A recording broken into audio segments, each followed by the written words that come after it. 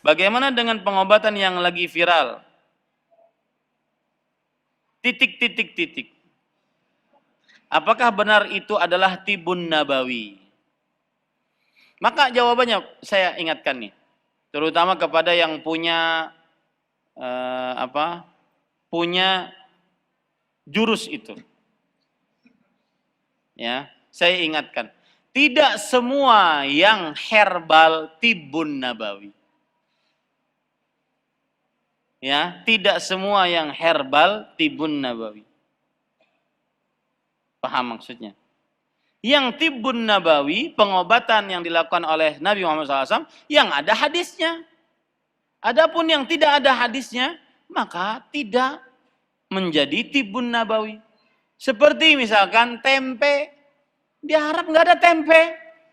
Apakah kemudian dia tibun nabawi? Enggak. Tidak semua yang herbal tibun nabawi. Itu satu. Ya, dan harus terima itu dia. Tidak semua yang herbal tibun nabawi.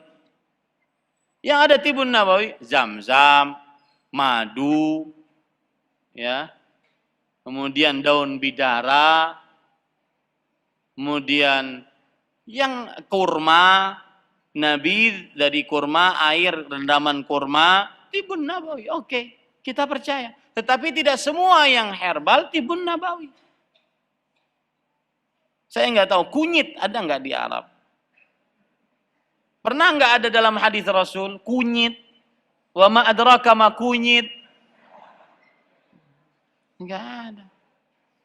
Ya, itu satu. Dan itu harus diterima nasihat itu. Dua, yang kedua, cara sehat menurut Rasulullah SAW mudah.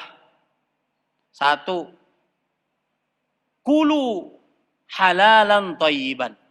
Makanlah yang halal dan baik. Apa saja yang halal dimakan. Nasi halal, makan. Ya, nasi goreng halal, halal, makan. Masa makan nasi goreng zalim? Makan. Ya, halal makan. Ya, jangan sampai melarang yang tidak ada dalilnya. Dan yang kedua, para ikhwan yang dirahmati oleh Allah, yang ketiga berarti, yaitu ini cara sehat yang pertama tadi, makan makanan yang halal berdasarkan ayat Al-Quran. Kulu mimma fil ardi halalan thayyiba. Makanlah apa yang ada di bumi ini yang halal dan baik. Makan, disuruh makan apa saja. Yang penting halal. Yang kedua, wala tusrifu, jangan terlalu berlebihan. Ya, jangan terlalu berlebih-lebihan. Boleh makan gorengan, boleh, tapi jangan berlebih-lebihan. Masa tidak boleh makan gorengan? Kasihan yang jualan gorengan.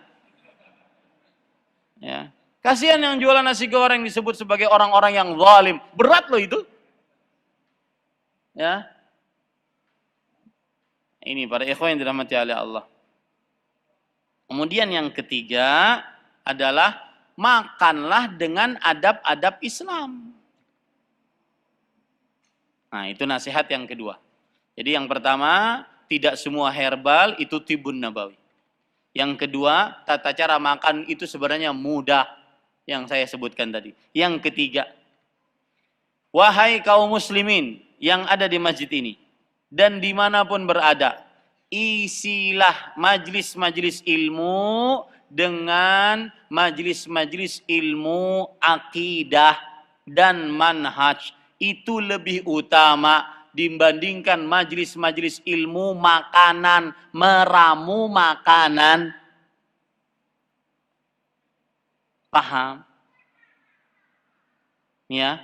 Isi dengan ilmu akidah, isi dengan pelajaran manhaj, itu lebih utama dibandingkan menyibukkan diri dengan majlis-majlis yang di dalamnya 1 jam, 2 jam hanya membicarakan makanan. Karena kita hidup ini untuk apa? Beribadah, bukan untuk buat jus sehat. Ya, kalau sesekali tidak mengapa, akan tetapi kalau dikhususkan 1 jam, 2 jam, 3 jam, maka ini masih banyak ilmu. Al-ilmu kathir wal umru qasir. Fabda' bil ahammi fal muhim. Ilmu itu banyak, umur itu pendek, maka dahulukan yang paling penting daripada yang terpenting. Nabi Muhammad SAW menyebutkan dalam hadis-hadisnya tentang makanan-makanan. Maka seperlunya, karena memang kita hidup bukan untuk makan, hidup untuk beribadah. Dan bagaimana kita bisa beribadah? Dengan ilmu agama yang berdasarkan akidah yang benar, manhaj yang sahih, yang lurus. Seperti itu, wallahu a'lam.